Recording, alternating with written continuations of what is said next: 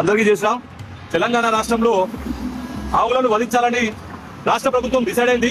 రాష్ట్ర ప్రభుత్వం వాళ్ళు స్వచ్ఛందంగా పోలీసులను పెట్టి పోలీసు చెక్ పోస్ట్ పెట్టి రెండు ఆవులు రెండు ఎట్లు తీసుకొని వాళ్ళు ఆవులను కోత పంపించడం జరుగుతుంది. రేవంత్ రెడ్డి గారు ఆలోచించండి. మీరు హైదరాబాద్ ని మీరు కమ్యూనల్ గా చేద్దామని ఆలోచనలో ఉన్నట్టున్నారు మీరు.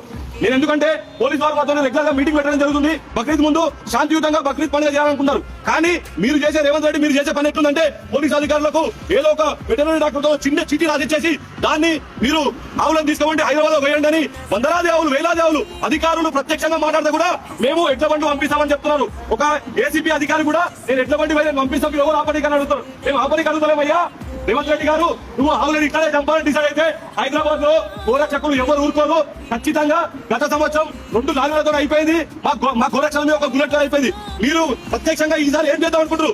గోరక్షకుల పైన కేసులు చేసుకుంటే ఎంతమంది మీరు మా హిందువులందరినీ ఎంతమంది జైలు పంపిద్దాం అనుకుంటున్నారు? మీరు కమ్యూనల్ ఇష్యూ ఎట్లా చేద్దాం అనుకుంటారు? రేవంత్ రెడ్డి గారు హైదరాబాద్ లో కమ్యూనల్ ఇష్యూ అయితే మీరు చేసే పథకాలన్నీ పక్కకొడితే ఆలోచిస్తున్నారా? మీరు మీ ఆలోచన అట్లుందా చెప్పండి రేవంత్ రెడ్డి గారు. ఇట్లనే అయితే మాత్రం తెలంగాణలో అగ్గి మండుతుంది. ఆలోచన చేయండి. గోరక్షకులు ఎవరుకోరు చూడండి. మీరు ఆలోచన నేను ఎలాంటి వ్యతిరేక శక్తి మాట్లాడలేదు. మీరు ఇలాంటి పోలీసులు పెట్టే మీరు ఆవుల బండ్లు హైదరాబాద్ కోసం ఖచ్చితంగా హైదరాబాద్ లో ఇబ్బంది అవుతుంది. నేను గత వారం నుంచి 10 రోజులకని చెప్తున్నా.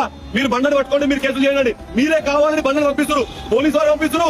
ఎంఐఎం నాయకులు అయితే ఎస్కాట్ పెట్టి పంపిస్తారు. ఎంఐఎం కి తొత్తు అయిన రేవంత్ రెడ్డి నువ్వు ఇది ఖచ్చితంగా ఈ ప్రతి ఒక్క ఆవు ఉసురు నీకు పుడుతుంది. ప్రతి ఒక్క గోరక్షకుడు ఈ పని మీద పనిచేస్తారు. ఖచ్చితంగా బక్రీద్ ముందు ఎలాంటి ఇబ్బంది కావద్దనుకుంటా మీరు ఇబ్బంది కానీ డిసైడ్ అవుతారేమో. మా గోరక్షకులు కూడా ఏం సైలెంట్ కూర్చోరు. అవకాశం వచ్చిన అన్ని పనులు చేస్తారు. చేయొద్దని నేను చెప్తున్నా. కానీ మీరు చేసే పని కదా చేయమని చెప్తున్నారు. అలాంటి పరిస్థితుల్లో మేమేం చేయలేము. మేమైతే ఖచ్చితంగా ఇంటిస్తున్నాం. అధికారులకు మరియు పోలీస్ అధికారులకు ఆ వెటనరీ డాక్టర్ వాళ్ళకి సిగ్గు లేక వెటనరీ డాక్టర్ ప్రతి ఒక్కరు స్టాంప్ కొట్టి 5,000 10,000 తీసుకొని స్టాంప్ కొట్టిస్తున్నారు. వెటనరీ డాక్టర్లకు కూడా సిగ్గు లేదు. ఆవులను కాపాడాల్సిన ఆ గోమాతను ప్రాణులను మూగజీవులను కాపాడాల్సిన అధికారులే స్టాంప్ కొట్టి పంపిస్తున్నారు. ఏంది వ్యవస్థ ఏమైతుంది? ప్రత్యక్షంగా రేవంత్ రెడ్డి గారు మీరు గోవాద చేయాలని పర్మిషన్ ఇవ్వడం లేకుండా ఎందుకండి ఇదంతా? ఈ వ్యవస్థ అంతా ఎందుకు పర్మిషన్ మీరే ఇవ్వండి. గోవాద చేస్తారు ఎట్లా తప్పుతారు అని ఒక స్టాంప్ వేసి గతమైపోతారు. మేము కూడా పనిచేయం. మాకు అదే ప్రభుత్వానికి చెప్పినా మేము ఊపడం ఎందుకు? మాకు ఈ బాధ అంతా ఆలోచించండి. ఇట్లా ఏ తర్వాత లేదు. దీనిపైన తక్షణమే స్పందించాలి.